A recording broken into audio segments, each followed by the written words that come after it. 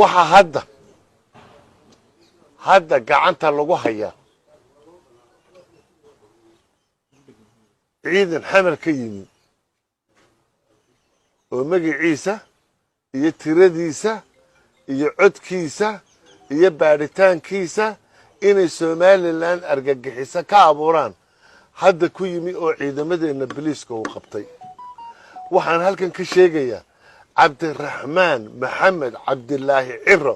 inuu ciidanka halka yimi qofka xidhiidhka kale ee lacagaha u dirayna uu ka mid yahay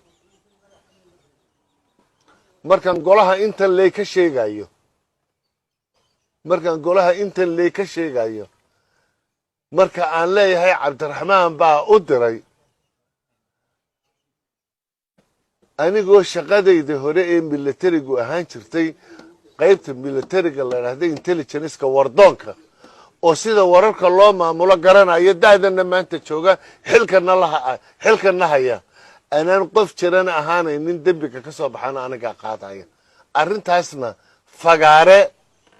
shicibka Somaliland loo soo bandhigayo dadkaana loo soo bandhigayo in allaaleeyo inta ku shaqale ee kiisaskaas samaysana aan laga qarinaynin ayaa lagu baaraya waxaanu muddo ka warwareegin ilaa iyo bishii May horaanteedii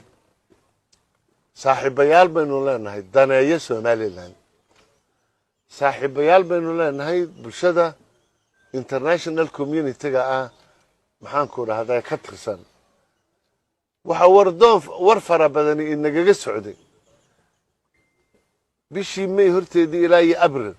Somaliland diyaar garooba isjira bisha May qarxisyo ayaa idinku soo socdo